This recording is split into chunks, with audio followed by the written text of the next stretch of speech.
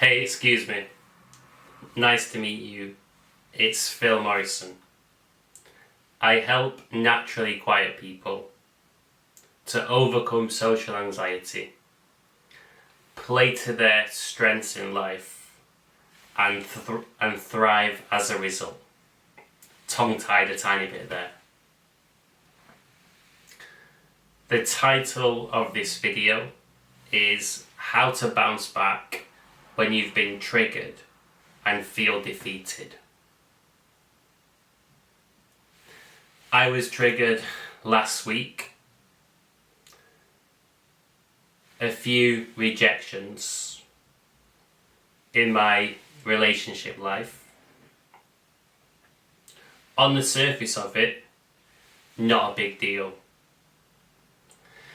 But it brought up emotions in me and fear that were disproportionate to the situation itself.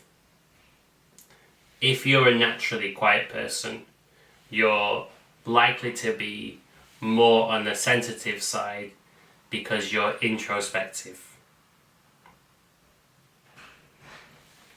And because of this, you might find yourself getting triggered by different situations in life. So when you're triggered, your response emotionally, mentally, is not in proportion to reality, to objective reality, by which I mean the event itself. But actually, on the other hand, to contradict myself, your response is perfectly proportionate when you consider your whole life history. The emotions that you're feeling are there for a reason. So I overcame feeling triggered because I've been there before, I have experience, I know how to get through these things. And actually the event itself had triggered a past trauma where I was locked in a room under the stairs, this cold and dark room as a kid, as a punishment. So different things were being triggered from the past, and that was the reason why I felt down and defeated.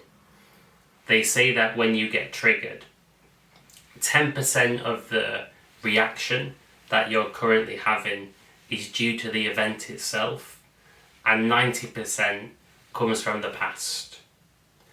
The key to overcoming this is to have honest and supportive conversations where you talk about your fears, your feelings, you talk about being triggered. So conversations with people who are supportive and good listeners. That's the number one way to reduce the effects that being triggered has on you. Cardiovascular exercise works wonders. Going for a run, a bike ride, your preferred choice of cardio. Also, personally, I really enjoy meditation.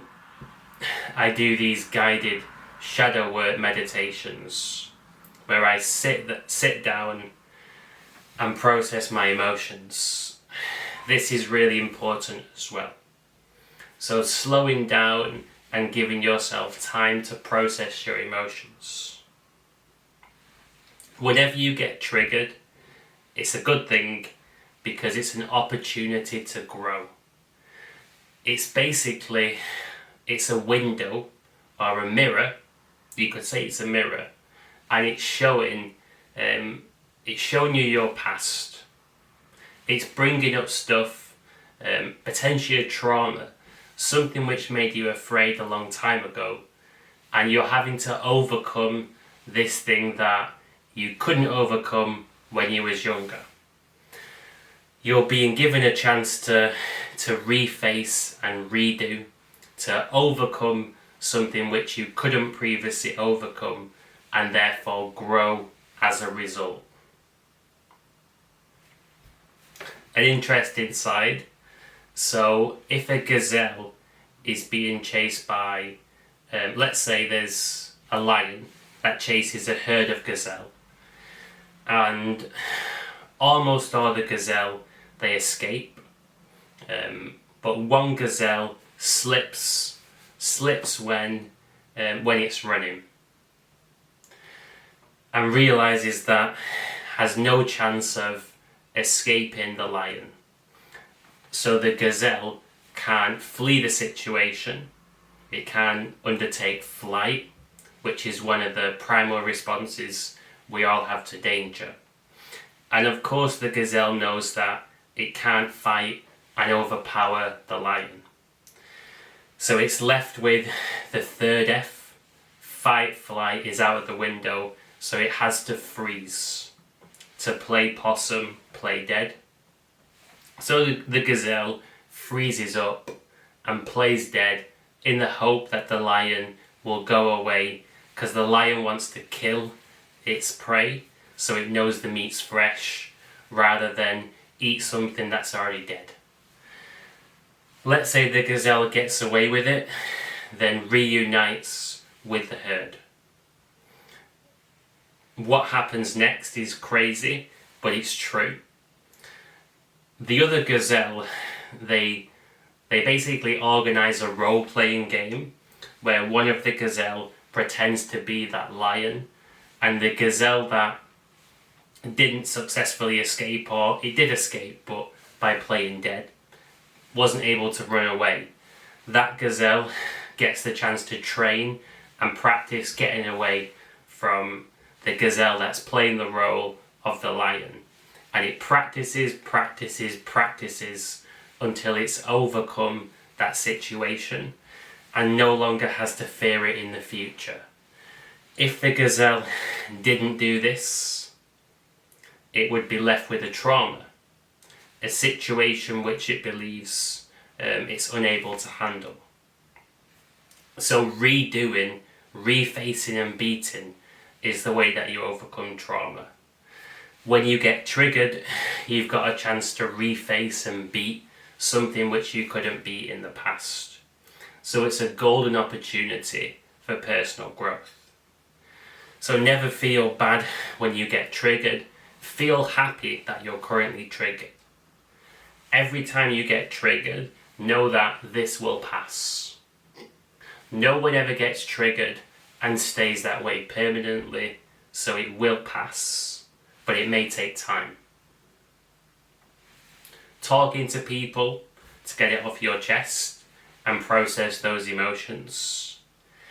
Doing cardio and spending time with your emotions, meditating, this speeds up and improves the process massively. Know that everybody gets triggered because everybody's been through trauma at some point in their life. We often think of trauma as big events that stand out, things that you might see on Netflix, crimes, violence, assault, sexual assault, all these different things. But trauma can be something which on the surface looks very minor. It's all about how the individual perceives the situation. An example of trauma, which doesn't come from me, an example that I've heard someone else talk about on YouTube, is if a kid's in a supermarket with his parents and temporarily loses track of his parents, his or her parents. In that moment, there's a kid, can't fend for him or herself, and this child feels terrified in this situation, lost, can't find its mother or father. That could count as a trauma.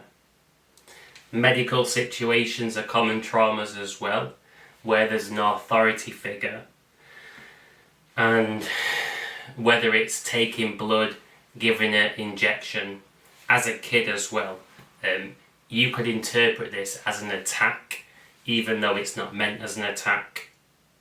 So all kinds of situations which might seem benign could actually be perceived as a trauma as a kid. So we all carry these traumas around with us, and when we get triggered, this over the top, disproportionate reaction to objective reality, external reality, it's actually stuff that's happened in the past coming to the surface. And the more you welcome, embrace, own, verbalize, talk about these things, the less of an effect it has over you. Because unconsciously, or maybe consciously, we don't want to relive our traumas, so people go to crazy lengths to not have to reface something that they really don't want to reface. Often they end up actually causing themselves to reface the trauma without meaning to, but people go to extraordinary lengths to avoid certain fears. So they're controlled by these fears. This is why people often end up in the same relationships, by which I mean maybe an individual that's a people pleaser ends up with a narcissist, abusive relationship, and the next relationship is also abusive, and the next one, and the next one, and this comes back to traumas. So overcoming the effect that these childhood fears have over us gives us a lot more freedom. So whenever you get triggered, it's a chance to overcome something, shake something out of your system, which would otherwise affect you on a long-term basis. It's better out than in, better to be processed than unresolved. So now it's at the surface, brilliant, perfect. Here's a chance to make some real progress. What also helps you overcome this is full commitment to overcoming it. 100% commitment, full determination. Not one toe in, one toe out, completely ready, completely focused on facing and overcoming that particular fear. One of my current clients, really nice guy, who I met at a business networking event, he said to me that the reason he decided to do my coaching, kind of interesting, he said that I have the energy of somebody that's overcome trauma, which is true, but it's amazing that he picked that up and that made him interested in working with me as a coach. And he's been opening up and processing some past stuff that he really has to process in the sessions with me, where I do mainly talking therapy and also something called cognitive behavioural therapy as well, or CBT. I hope that you got value from this video. If you're interested in pay-as-you-go Zoom coaching sessions to help you make progress, overcoming different fears, insecurities that might be holding you back from achieving your potential in life, building confidence, etc., drop me an email. I'm happy to give you a free first session so you can experience my coaching and decide if it's right for you or not before deciding to proceed with paid sessions. The reason that I offer the free first session is because I'm completely confident in my own ability to coach other people, so why not do a try before you buy policy. Also, it helps build trust as well, because I know that you're probably scared of receiving coaching. What if I'm clinging onto a truth, and if this belief is shattered, will I be able to handle life and reality? What if I find out something that I don't want to find out?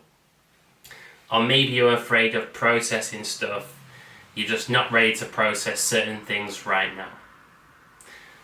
And that's part of the reason why I do the free first session, so you can decide if it's right for you or not. I never pressurize anybody. I do the session, then simply say, if you want to do more sessions, this is my price.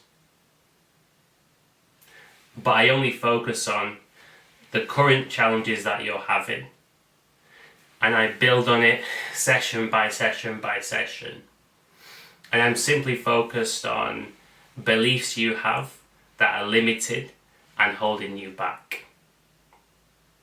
Flaws in your thinking, where you're believing things to be real when they're not real, and I can see that this distortionate thinking is harming you and holding you back. And the goal is to help you feel more secure, being yourself, develop that real confidence, and shake off irrational fears so they have less power over you. So yeah, feel free to take me up on this offer if you're interested by emailing me. Also, feel free to like this video if you enjoyed it and found it helpful, and also to subscribe, follow me to get notified when I release more content, and also when I'm doing my live streams. On a side note, I'm quite happy that I've managed to get this video done, because I can see the battery icon flashing on my camera. It's been flashing for a while, so I'm grateful that I've been able to get to the end of the video without the camera dying on me. So yeah, hope that you got value, and I wish you a good rest of your day.